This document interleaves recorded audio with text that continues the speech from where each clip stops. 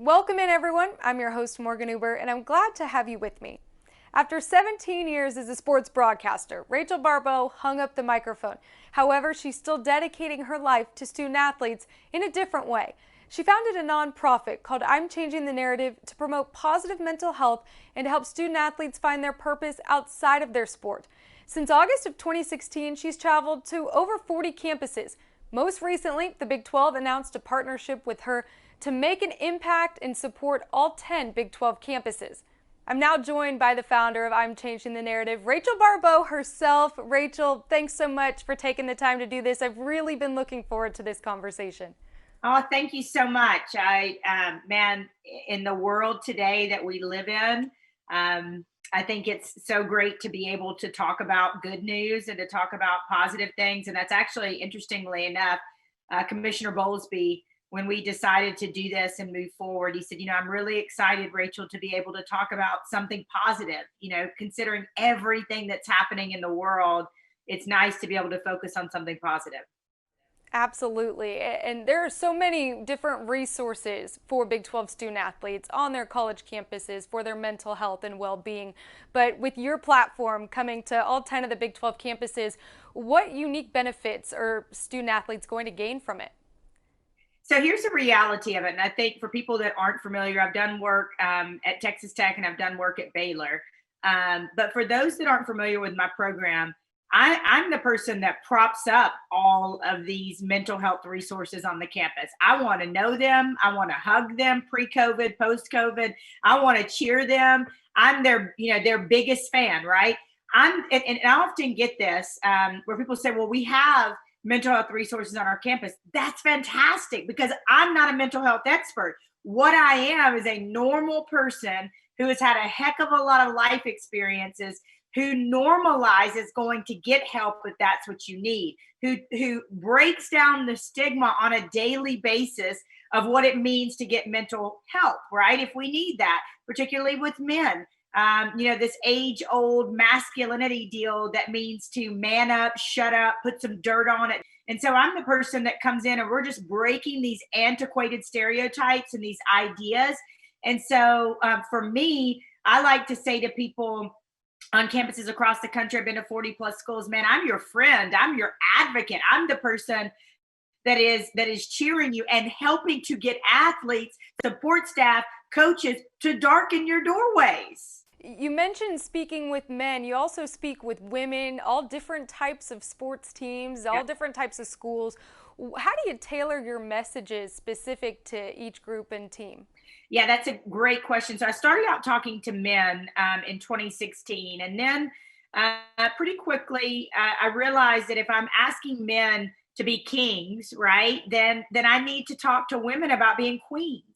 And so, yes, early on, I talked to people in mixed company, men and women together, kings and queens together. But I really prefer to talk differently and speak to each group differently. And it's because there is a different message for women. And it's not that I don't want men to love themselves and have self-care, but we as women, as queens, get different messaging from the world, right? Like we get different messaging from the time we were born. Like if a young man is demonstrative and talkative and bold, he's labeled, a leader, when you're young. And a lot of times this is just one example for young women, that you might be considered bossy or, hey, tone it down a little bit. I mean, there's so many different messages from media to music to every single day that women get differently. And so my message to women is really about loving yourself. And when you truly love yourself and you can truly say, man, I'm a queen, nowhere else on the planet is there another soul like me that can accomplish the things that I can accomplish? When you start to have that foundational love for yourself, man, you start to create standards and boundaries by which you'll let people treat you, and everything radically changes in your life. And so, yeah, it's been absolutely amazing to have my queens all over the country as well. And so I'm glad you asked about that because predominantly people do see the football teams, the track teams, the baseball team, whatever that may be. But I do absolutely speak to queens and just love my queens across the country. these terms, kings and queens, where do they come from? Oh, that's such a good question.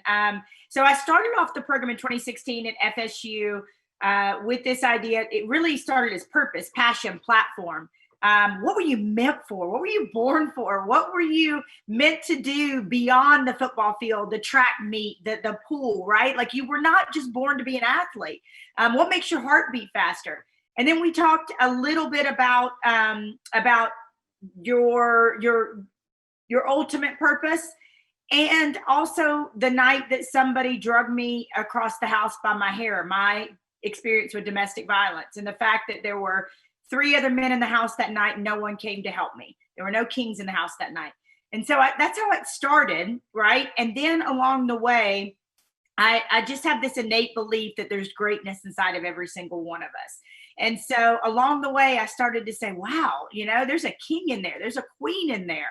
There's royalty inside of every single one of us. For so many reasons, many of us don't ever realize the full potential of what we can do, the legacy that we can create, and the love that we can have for ourselves. We're looking for it in other people when we really got to give it to ourselves first. And so that's how the message started. And then it started to encompass interpersonal relationships and mental health. But along that way, to answer your question, I just really saw the intrinsic value in people, in myself. And it was also everything that happens in this movement. This is pretty cool. Everything that happens in this movement is my own life, my own lessons, my own, it's my ups, my downs, my happy, my bad, my mountaintop, literally Kilimanjaro, and my rock bottom. And so it was really also based on my own journey of finding out that I was a queen and the infinite greatness that I had in myself. Rachel, you spent 17 years as a sports broadcaster. You went from interviewing and analyzing these student athletes to now speaking in front of them. How do you think your past really prepared you for this opportunity to be, spreading these words to student athletes? Okay, first of all, you're in the media, so you get this, right? Right. My mom always said, and God rest her soul, I lost her about a year ago in May, and she always said, Rachel, don't get too big for your britches, right? And so for me, there was always, before I went on the air on Sirius, first female host on the college stations, or the college football playoff, hosting the first 5 years of it, or whatever it was I was doing, there was always this healthy amount of butterflies, right? And so before I went on, it was healthy respect for what I'm doing. It was gratefulness for what I'm doing. And so that same feeling persists before I walk out on a meeting room floor. Now with COVID, before I do a Zoom, right? I get butterflies. I think about and hold space and thoughts. And for me, I pray for the people that I'm going to be affecting. I pray for open hearts and people to be ready for what I have to say, because there's always one or two or five or 20 that say, you came for me, you changed my life. And I think beyond that, the other thing, my friend Gina Leahy, who's now at the NCAA and she was at the college football playoff, she spoke life into me before I made the jump and to do this full time. And she said, you're more than a sportscaster. Just like I tell athletes, you're more than a sportscaster. But I do believe that at the beginning of the talk, when I say, first female host, Heisman voter, college, that does get their attention, and there's some level of respect there. So I think the skills, the respect, and the time spent broadcasting definitely gives me an in. But like Gina said to me, she said that may have gotten you in there to these meeting rooms, but your relationships with the coaches and what you do and your story and the impact you're making has kept you on these meeting room floors. Now you have a relationship with the Big 12. On August 6th, we announced the official partnership. You had the opportunity to speak with Big 12 senior staff the following day. Now, over the next several weeks and months, what kind of rollout, what's this going to look like, this partnership?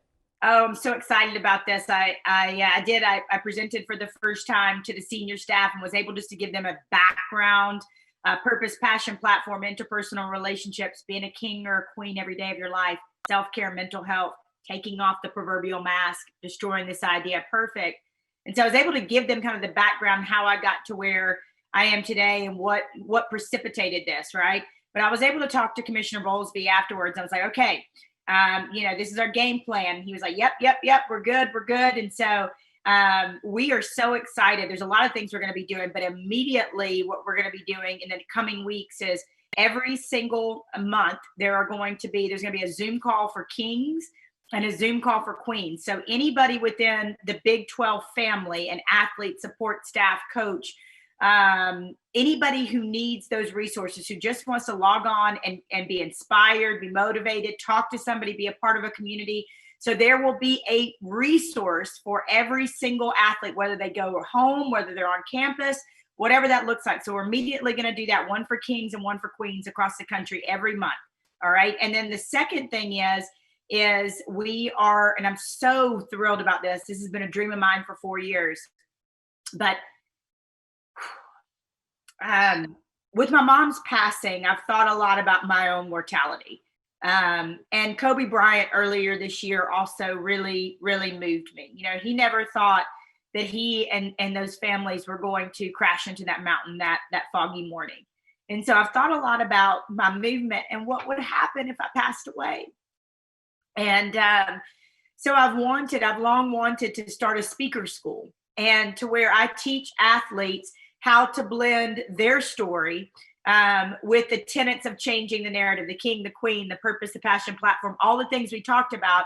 And we blend them together, and I teach them the art of public speaking. I give them a tangible skill, and then we help them go out and find speaking engagements, whether that's in their high schools, whether that's on their college campus, and their church, and their community, whatever it is, so that if I did pass tomorrow, my movement wouldn't die.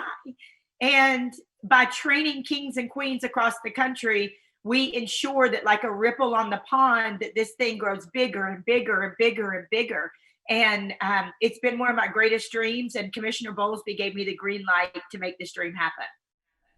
Well, Rachel, what a lasting legacy that you're going to create. We are so excited for this partnership and really looking forward to seeing the transformations that you make in these lives of these Big 12 student athletes. And I appreciate you taking the time to chat with me today. Absolutely. And I would love, if anybody's watching this that wants more information, our website is changingthenarrative.org. You can watch videos, you can see media there. You can get in touch with us. There's just wonderful things that you can really find out, as you did. I know you did your research about the movement, and it's getting bigger and bigger and bigger and bigger. And I am so incredibly thankful for Commissioner Bowlesby for saying, hey, listen, let's do something good here. Let's focus on something positive here. We've had so much hard news, and life has been so hard for so many people, that it's wonderful to be able to focus on something that is going to make us better, stronger, more loving as a human being, more well-rounded, and love ourselves more.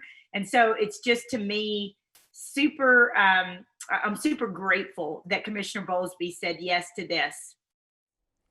Well, that's, again, imchangingthenarrative.org, so Yeah. people can go there to find out more information and to follow the stories of these Big 12 student athletes over the next several months and years. So, Rachel, thanks again for taking the time. Thank you.